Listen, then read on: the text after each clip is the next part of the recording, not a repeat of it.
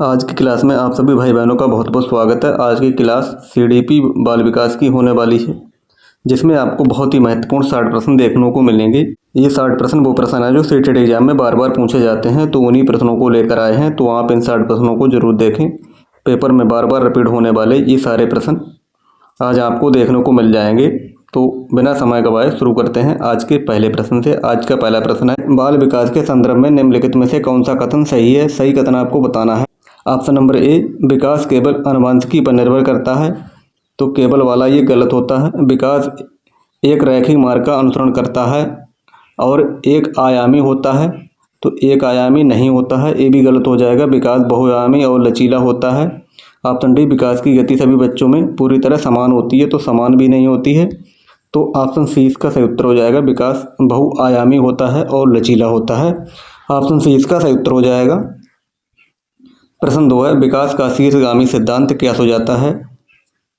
शीर्षगामी सिद्धांत क्या बताता है? आपको इसका सही उत्तर बताना है। विकास केंद्र से बाहर की ओर होता है, विकास सिर से पैर की ओर होता है, विकास जटिल से सरल की ओर होता है। ऑप्शन डी, विकास सामान्य से विशिष्ट की ओर होता है। तो शीर्षगामी सिद्धांत बताता है कि विकास सिर से पैर की ओर होता है। ऑप्शन नंबर 20 का बिल्कुल सही उत्तर हो जाएगा, ऑप्शन बी। जो भाई बहन चैनल पर नए हैं वो चैनल को लाइक और सब्सक्राइब जरूर कर लें। प्रश्न 3 है। प्रश्न 3 में पूछा गया है, निम्नलिखित में से कौन सा बच्चे के सामाजिकरण का प्राथमिक कारक है? स्कूल, मीडिया, परिवार या धार्मिक संस्थाएं? तो प्राथमिक कारक पूछा गया है, आपको इसका सही उत्तर बताना है। तो ये परिवार प्राथमिक कारक होता है। ऑप्शन सी इसका सही उत्तर हो जाएगा, प्राथमिक। पियाजे के अनुसार एक बच्चा जो यह मानता है कि हवा और बादल जीवित हैं क्योंकि वे चल सकते हैं, वह किस प्रकार की सोच प्रदर्शित कर रहा है? जीववाद, संरक्षण, आत्मकेंद्रित सोच या वस्तु स्थायित्व? प्रश्न नंबर 4 का आपको सही उत्तर बताना है। तो ये जीववाद इसका सही उत्तर हो जाएगा, ऑप्शन नंबर ए, जीववाद। इसमें बच्चा निर्जीव वस्तुओं को भी सजीव मान लेता है, तो वहाँ पर जीववाद हो जाएगा, ऑप्शन ए। प्रश्न 5 है, बच्चों के समाजीकरण के संदर्भ में स्कूल समाजीकरण की एक संस्था है, कैसी संस्था है? आपको बताना है। प्राथमिक है, द्वितीयक है, तृतीयक है या कोई भूमिका नहीं है? तो स्कूल की भूमिका आपको बतानी है, कौन सी हो जाएगी? तो स्कूल समाजीकरण की ये द्वितीयक संस्था है, ऑप्शन बी इसका बिल्कुल सही उत्तर हो जाएगा, द्वितीयक। प्रश्न 6 है, पोर्टफोलियो आकलन के बारे में कौन सा कथन सही है? पोर्टफोलियो के बारे में आपको बताना है कौन सा कथन सही है। यह छात्र के काम का एक व्यवस्थित संग्रह है जो समय के साथ उसकी प्रगति को दर्शाता है, तो ऑप्शन ए यहाँ पर सही उत्तर हो जाएगा। इसी को पोर्टफोलियो कहा जाता है। और बकाया ये केवल वाले ये गलत हो जाएंगे। यह पूरी तरह से वस्तुनिष्ठ बहुविकल्पीय परीक्षण है, ये भी गलत हो जाएगा, तो ऑप्शन ए इसका बिल्कुल सही उत्तर हो जाएगा। प्रश्न 7 है, प्रारंभिक बाल्यावस्था किस अवधि को दर्शाता है? जन्म से 2 वर्ष, 2 से 6 वर्ष, 6 से 11 वर्ष, 11 से 18 वर्ष? प्रश्न 7 का आपको सही उत्तर बताना है, क्या हो जाएगा इसका सही उत्तर? तो प्रारंभिक बाल्यावस्था की अवधि कितनी होती है? तो ये 2 से 6 वर्ष की होती है, ऑप्शन नंबर 20 का सही उत्तर हो जाएगा, 2 से 6 वर्ष। प्रश्न 8 है, किस अवस्था में बच्चे प्रतीकात्मक खेल में भाग लेते हैं लेकिन उनका सोचना अहम केंद्रित होता है?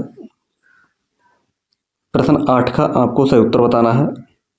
संवेदीगामक अवस्था, पूर्व संक्रियात्मक अवस्था, मूल संक्रियात्मक अवस्था या औपचारिक संक्रियात्मक अवस्था? प्रश्न 8 का आपको सही उत्तर बताना है, क्या हो जाएगा इसका सही उत्तर? तो ये पूर्व संक्रियात्मक अवस्था होती है, ऑप्शन नंबर बी। विकास की किस अवस्था को अक्सर तूफान और तनाव की अवधि कहा जाता है? शैशवावस्था, बाल्यावस्था, किशोरावस्था या प्रौढ़ावस्था? तूफान और तनाव की अवधि किस अवस्था को कहा जाता है? तो ये किशोरावस्था को कहा जाता है। प्रश्न नंबर 10 है, जिसमें पूछा गया है, मोटर कौशल के विकास में सकल मोटर कौशल से पहले कौन सा कौशल विकसित होता है? सूक्ष्म मोटर कौशल के बाद सकल मोटर कौशल आते हैं, दोनों का संबंध नहीं है। ऑप्शन सी सकल मोटर कौशल सूक्ष्म मोटर कौशल से पहले विकसित होता है या इनमें से कोई नहीं। प्रश्न 10 का आपको सही उत्तर बताना है।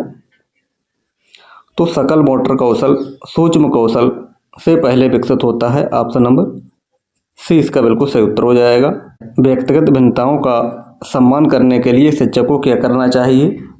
प्रश्न 11 में आपको बताना है सभी बच्चों के लिए समान पाठ्यक्रम लागू करना चाहिए। ऑप्शन बी शिक्षार्थियों के बीच विविध अनुभवों को शामिल करना और महत्व देना चाहिए। केवल परीक्षाओं पर ध्यान केंद्रित करना चाहिए। ऑप्शन डी धीमी गति से सीखने वालों को अलग कर देना चाहिए। प्रश्न नंबर 11 का आपको सही उत्तर बताना है। तो शिक्षार्थियों के बीच विविध अनुभवों को शामिल करना और महत्व देना, ऑप्शन 20 का बिल्कुल सही उत्तर हो जाएगा। प्रश्न 12 का आपको सही उत्तर बताना है। बहुत ही महत्वपूर्ण आज का ये प्रश्न है। एक बच्चा अपनी माँ को देखकर ताली बजाना सीखता है, ये अधिगम के किस सिद्धांत का उदाहरण है। शास्त्रीय अनुकूलन, क्रिया प्रसूत अनुकूलन, ऑप्शन सी परीक्षणात्मक अधिगम या अवलोकन अधिगम, ऑप्शन डी अंतर्दृष्टि अधिगम। तो प्रश्न 12 का आपको सही उत्तर बताना है। तो यह ऑप्शन नंबर सी परीक्षणात्मक अधिगम या अवलोकन अधिगम कहलाता है। ऑप्शन सी इसका सही उत्तर हो जाएगा। प्रश्न 13 है बाल्यावस्था के दौरान बच्चे मुख्य रूप से किसके द्वारा सीखते हैं। तो केवल वाले ये गलत होते हैं। खेल, अनुकरण और प्रत्यक्ष अनुभवों द्वारा रटकर भी गलत होता है। केवल वाला ये तो गलत होता है। तो ऑप्शन नंबर 20 का बिल्कुल सही उत्तर हो जाएगा। बाल्यावस्था के दौरान बच्चे मुख्य रूप से खेल के द्वारा, अनुकरण के द्वारा और प्रत्यक्ष अनुभवों के द्वारा सीखते हैं। ऑप्शन 20 का सही उत्तर हो जाएगा। बच्चे का संज्ञानात्मक विकास निम्नलिखित में से किससे सबसे अधिक प्रभावित होता है। प्रश्न 14 का आपको सही उत्तर बताना है। तो केवल वाले ये गलत होते हैं, इन्हें पहले हटा देते हैं। अब आपको इसका सही उत्तर बताना है। तो उसकी सामाजिक और सांस्कृतिक अंतःक्रियाओं से अधिक प्रभावित होते हैं। ऑप्शन 20 का बिल्कुल सही उत्तर हो जाएगा। प्रश्न 15 विकास के बारे में निम्नलिखित में से कौन सा कथन सही है।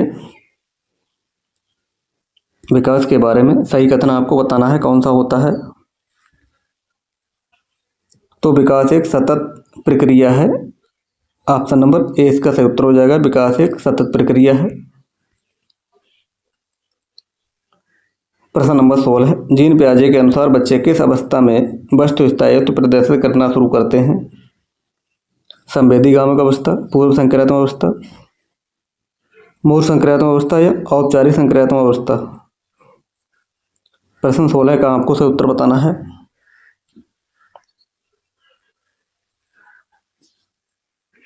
तो ये संवेदीगामक अवस्था इसका सही उत्तर हो जाएगा। ऑप्शन नंबर ए संवेदीगामक अवस्था। प्रश्न 17 है लेव वाइगोत्स्की के अनुसार बच्चे के सीखने में सबसे महत्वपूर्ण कारक कौन सा होता है। पुरस्कार और दंड ही नकारात्मक होते हैं। प्रश्न 17 का आपको सही उत्तर बताना है।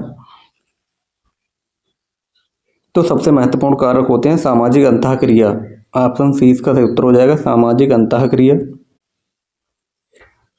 प्रश्न 18 है लॉरेंस कोलबर्ग के अनुसार नैतिक विकास के किस स्तर पर बच्चा सही या गलत का निर्णय पुरस्कार या दंड के आधार पर करता है। वह कौन सा स्तर होता है आपको बताना है। प्रश्न नंबर 18 का आपको सही उत्तर बताना है। तो ये पूर्व पारंपरिक स्तर होता है। ऑप्शन नंबर ए इसका बिल्कुल सही उत्तर हो जाएगा। प्रश्न 19 है वाइगोत्स्की के सिद्धांत में पाड़ या ढांचा शब्द का क्या अर्थ है। बच्चों को सीधे उत्तर बता देना, वयस्कों द्वारा दी जाने वाली अस्थायी सहायता, बच्चों को अकेले काम करने के लिए मजबूर करना, गलतियों के लिए सजा देना।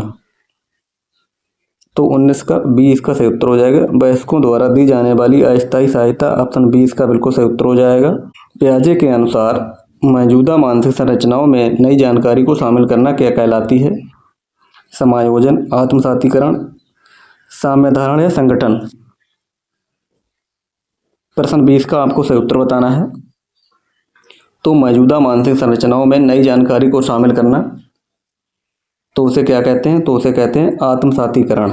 ऑप्शन 20 का बिल्कुल सही उत्तर हो जाएगा, आत्मसातीकरण। प्रश्न 21 है, समीपस्थ विकास का क्षेत्र ZPD की अवधारणा किसने दी? जीन पियाजे, BF स्किनर, ले वाइगोस्की या जेरोम ब्रूनर।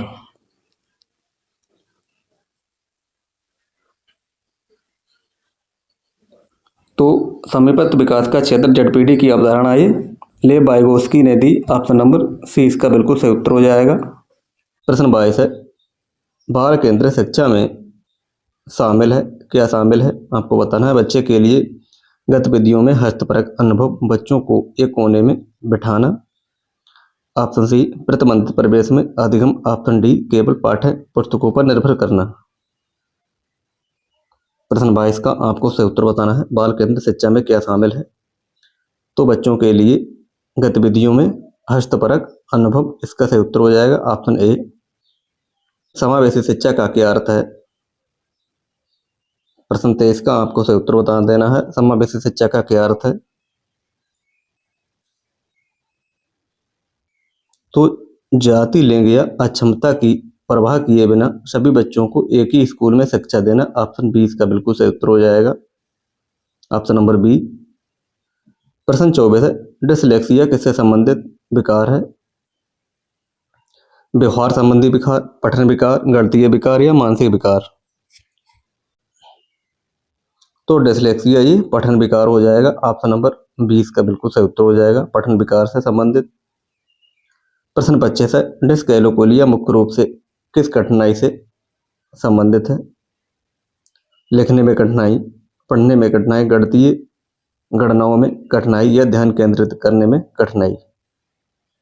तो डिसकैलोकुलिया के बारे में पूछा गया है, तो ये गणितीय गणनाओं में कठिनाई से संबंधित हो जाएगा, ऑप्शन नंबर सी इसका बिल्कुल सही उत्तर हो जाएगा। रचनात्मकता की पहचान का मुख्य लक्षण क्या है। कम समझ होना, अपसारी चिंतन, अति सक्रियता या रटने की क्षमता। तो रचनात्मकता की पहचान का आपको लक्षण बताना है, क्या हो जाएगा इसका सही उत्तर। तो ऑप्शन 20 का बिल्कुल सही उत्तर हो जाएगा, ऑप्शन नंबर बी। प्रश्न 27 है, प्रश्न 27 में पूछा गया है, वंचित पृष्ठभूमि के बच्चों को पढ़ाने के लिए एक शिक्षक को क्या करना चाहिए। ABCD 4 ऑप्शन दिए गए हैं, आपको इसका उत्तर बताना है। ऑप्शन नंबर बी इसका सही उत्तर हो जाएगा, उनके बारे में अधिक जानने का प्रयास करना चाहिए और उन्हें कक्षा की चर्चाओं में शामिल करना चाहिए। ऑप्शन नंबर 20 का बिल्कुल सही उत्तर हो जाएगा, ऑप्शन बी। प्रश्न 28 है, प्रयास और भूल का सिद्धांत निम्नलिखित में से किसके द्वारा दिया गया था। थॉर्नडाइक, पावलोव, स्किनर या कोहलर।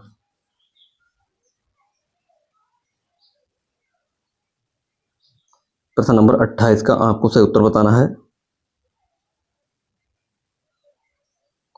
तो ये थॉर्नडाइक के द्वारा दिया गया है, ऑप्शन नंबर ए इसका बिल्कुल सही उत्तर हो जाएगा, थॉर्नडाइक।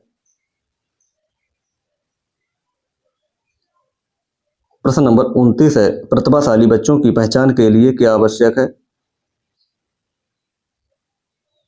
केवल शिक्षक का अवलोकन, ऑप्शन बी बुद्धि लब्धि परीक्षण और रचनात्मकता का मूल्यांकन, ऑप्शन सी माता पिता की आर्थिक स्थिति, ऑप्शन डी उनकी शारीरिक बनावट।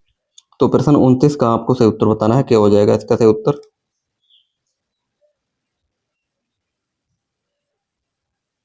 तो ऑप्शन बी इसका बिल्कुल सही उत्तर हो जाएगा, बुद्धि लब्धि IQ परीक्षण और रचनात्मकता का मूल्यांकन, इसका सही उत्तर हो जाएगा, ऑप्शन बी। प्रश्न 30 है, समावेशी कक्षा में एक शिक्षक की क्या भूमिका होनी चाहिए। प्रश्न 30 है, जिसका सही उत्तर आपको बताना है, क्या होनी चाहिए इसकी भूमिका।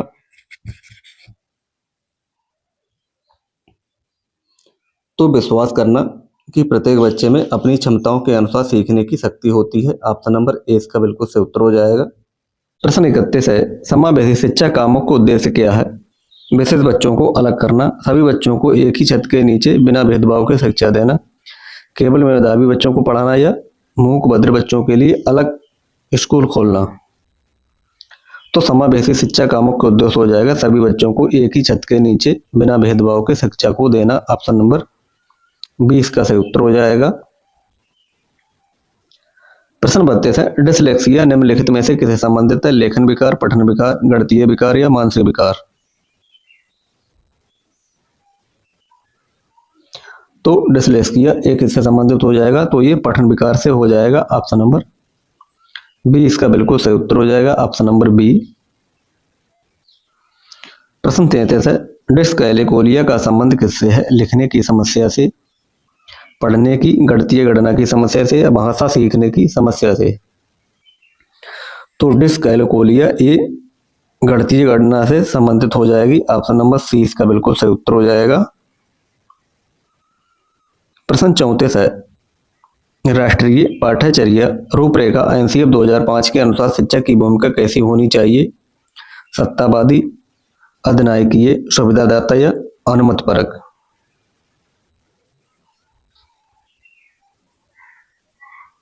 तो एक शिक्षक की भूमिका होना चाहिए सुविधादाता के रूप में होना चाहिए, ऑप्शन नंबर सी इसका बिल्कुल सही उत्तर हो जाएगा। प्रश्न 35 है, शिक्षा का अधिकार अधिनियम आरटीई एक्ट 2009 के तहत प्राथमिक स्तर पर शिक्षक छात्र अनुपात क्या होना चाहिए?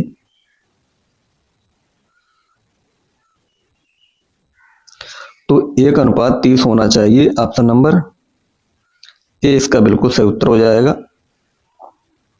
प्रतिभाशाली बच्चों की पहचान के लिए सबसे विश्वसनीय तरीका क्या है? माता पिता की राय, बुद्धि लब्धि परीक्षण और वस्तुनिष्ठ परीक्षण, शिक्षक का पक्षपातपूर्ण रवैया या छात्र की शारीरिक बनावट? तो ऑप्शन बी इसका बिल्कुल सही उत्तर हो जाएगा, बुद्धि लब्धि आईक्यू परीक्षण और वस्तुनिष्ठ परीक्षण इसका सही उत्तर हो जाएगा, ऑप्शन बी। ऑप्शन बी इसका बिल्कुल सही उत्तर हो जाएगा। सूक्ष्म शिक्षण के भारतीय मॉडल में कुल कितना समय लगता है? 30 मिनट, 36 मिनट, 40 मिनट या 45 मिनट? तो सूक्ष्म शिक्षण के भारतीय मॉडल में कुल कितना समय लगता है? तो ये 36 मिनट का समय लगता है, ऑप्शन नंबर 20 का बिल्कुल सही उत्तर हो जाएगा, 36 मिनट। प्रश्न 38 है, शिक्षण के 3 स्तरों में निम्नलिखित में से कौन सा शामिल नहीं है? स्मृति स्तर, बोध स्तर, चिंतन स्तर या अप्रेरणा स्तर? तो शिक्षण के 3 स्तरों में से कौन सा शामिल नहीं है, आपको इसका सही उत्तर बताना है। तो ऑप्शन डी अप्रेरणा का स्तर इसका सही उत्तर हो जाएगा, ऑप्शन नंबर डी। प्रश्न 39 है, रचनात्मक मूल्यांकन का मुख्य उद्देश्य क्या होता है? छात्रों को पास या फेल घोषित करना, ऑप्शन बी शिक्षण अधिगम प्रक्रिया के दौरान छात्रों की प्रगति की निगरानी और सुधार करना, ऑप्शन सी सत्र के अंत में ग्रेड देना, ऑप्शन डी छात्रों की तुलना करना। तो प्रश्न 39 का आपको सही उत्तर बताना है, क्या हो जाएगा? तो इसके सही उत्तर की बात करें तो ऑप्शन बी इसका सही उत्तर हो जाएगा, शिक्षण अधिगम प्रक्रिया के दौरान छात्रों की प्रगति की निगरानी और सुधार करना, ऑप्शन बी इसका बिल्कुल सही उत्तर हो जाएगा। प्रश्न 40 है, ब्लूम के वर्गीकरण के 3 ज्ञान क्षेत्र कौन से हैं, आपको बताने हैं? सामाजिक, नैतिक और राजनीतिक, संज्ञानात्मक, भावात्मक और मनोप्रेरणा, शारीरिक, मानसिक और आध्यात्मिक, गणितीय, भाषाई और तार्किक। प्रश्न 40 का सही उत्तर आपको बताना है। तो 3 स्तर की बात करें तो संज्ञानात्मक, भावात्मक और मनोप्रेरणा इसका सही उत्तर हो जाएगा, ऑप्शन बी। प्रश्न 41 है, क्रियात्मक अनुसंधान का मुख्य उद्देश्य क्या है? नए सिद्धांतों का निर्माण करना, कक्षा और विद्यालय की तत्कालिक व्यवहारिक समस्याओं का समाधान करना, ऑप्शन सी प्रयोगशाला में प्रयोग करना, ऑप्शन डी प्राचीन इतिहास का अध्ययन करना। तो प्रश्न नंबर 41 का आपको सही उत्तर बताना है। तो इसका सही उत्तर हो जाएगा ऑप्शन नंबर बी, कक्षा और विद्यालय की तत्कालिक व्यवहारिक समस्याओं का समाधान करना, ऑप्शन बी इसका सही उत्तर हो जाएगा। प्रश्न 42 है, सृजनात्मकता का मुख्य घटक निम्नलिखित में से कौन सा है? अपसारी चिंतन, अभिसारी चिंतन, रटना या अनुशासन? प्रश्न 42 का आपको सही उत्तर बताना है। तो ये अपसारी चिंतन इसका सही उत्तर हो जाएगा, ऑप्शन नंबर ए। प्रश्न 43 है, अधिगम अक्षमता शब्द का प्रयोग सर्वप्रथम किसने किया? सैमुअल किर्क, स्किनर, पियाजे या थॉर्नडाइक?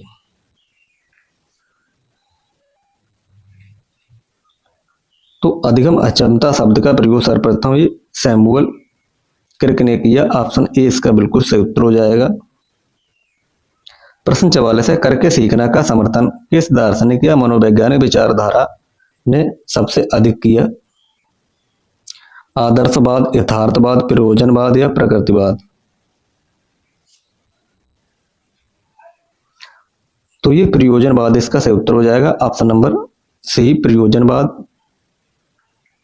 प्रश्न 45 है, विशेष रूप से जरूरतमंद बच्चों की शिक्षा का प्रबंध होना चाहिए, कैसा होना चाहिए?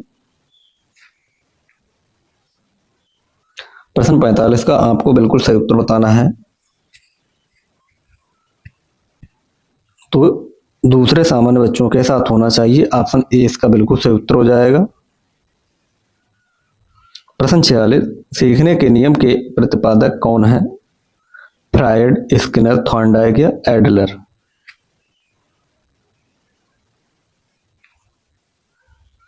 तो ये थॉर्नडाइक हो जाएंगे। ऑप्शन नंबर सी इसका सही उत्तर हो जाएगा, थॉर्नडाइक।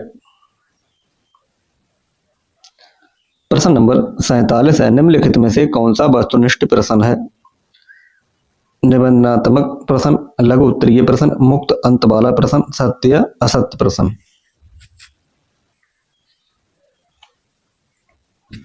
तो वस्तुनिष्ठ प्रश्न की बात करें तो ऑप्शन डी इसका सही उत्तर हो जाएगा, सत्य या असत्य वाले प्रश्न। प्रश्न 48 है, डायलॉग विधि या संवाद विधि के जनक कौन है? सुकरात, प्लेटो, अरिस्टो या फ्रोवेल? तो संवाद विधि के जनक हो जाएंगे ये प्लेटो। ऑप्शन नंबर बी इसका सही उत्तर हो जाएगा, प्लेटो। प्रोजेक्ट विधि के प्रतिपादक कौन है? किलपैट्रिक, रूसो, मॉन्टेसरी या आर्मस्ट्रॉन्ग?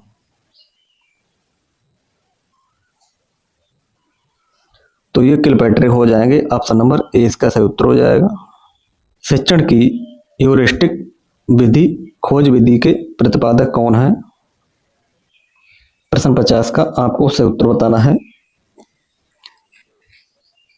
खोज विधि के प्रतिपादक कौन हो जाएंगे? तो ये E.H. आर्मस्ट्रॉन्ग हो जाएंगे। ऑप्शन नंबर बी इसका बिल्कुल सही उत्तर हो जाएगा, आर्मस्ट्रॉन्ग। प्रश्न 51 है, किशोरावस्था बड़े संघर्ष, तनाव, हमला व विरोध की अवस्था है, यह कथन किसका है? थॉर्नडाइक, स्टैनली हॉल, जर्सिड या क्रो?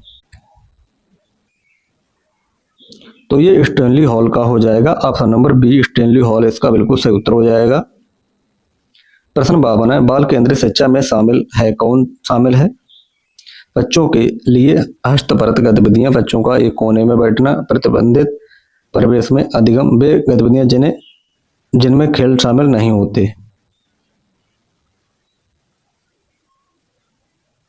प्रश्न 52 का आपको सही उत्तर बताना है। तो बाल केंद्रित शिक्षा में बच्चों के लिए हस्तपरत गतिविधियां शामिल है। ऑप्शन ए इसका बिल्कुल सही उत्तर हो जाएगा। जब एक बच्चा फेल होता है तो इसका तात्पर्य क्या है? बच्चे ने उत्तरों को सही तरीके से याद नहीं किया, बच्चे को प्राइवेट ट्यूशन लेनी चाहिए, व्यवस्था फेल हुई है, बच्चा पढ़ाई के योग्य नहीं है। तो प्रश्न 53 का आपको सही उत्तर बताना है। तो इसका तात्पर्य हो जाएगा कि व्यवस्था कहीं ना कहीं तो फेल हुई है। ऑप्शन सी इसका सही उत्तर हो जाएगा। पुनर्बलन का सिद्धांत निम्नलिखित में से किससे संबंधित है? स्किनर, थॉर्नडाइक, कोहलर या पावलोव? तो पुनर्बलन का संबंध हो जाएगा स्किनर से। ऑप्शन नंबर ए इसका सही उत्तर हो जाएगा, स्किनर। प्रश्न नंबर 55 है, वंशानुक्रम व्यक्ति की जन्मजात विशेषताओं का पूर्ण योग है, यह कथन किसका है? James Drabble, BN. Jha, Woodworth या पी. गिब्सबर्ट? प्रश्न 55 का आपको सही उत्तर बताना है।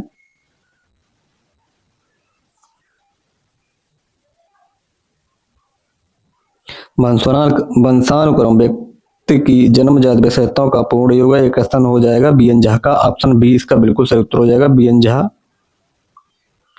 प्रश्न 56 है, ध्यान आकर्षित होने में किसकी भूमिका होती है? उद्दीपन की तीव्रता, उद्दीपन की उपादेयता, उद्दीपन की विश्वसनीयता, उद्दीपन की सक्रियता? तो प्रश्न 56 में आपको इसका सही उत्तर बताना है। तो ये उद्दीपन की तीव्रता हो जाएगी। ऑप्शन ए इसका बिल्कुल सही उत्तर हो जाएगा। प्रश्न 57, छात्र में रुचि उत्पन्न करने की कला क्या है? शिक्षण, सहानुभूति, समदृष्टि या प्रेरणा?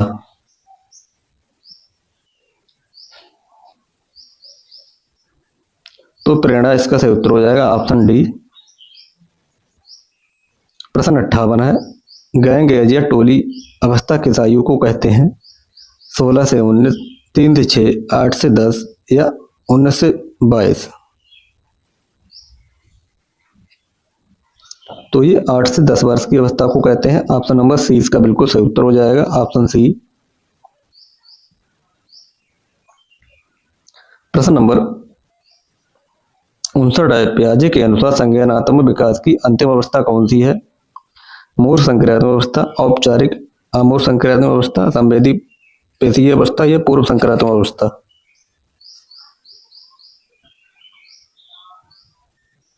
तो ऑप्शन बी, औपचारिक मूर्त संक्रियात्मक अवस्था इसका सही उत्तर हो जाएगा, ऑप्शन नंबर बी।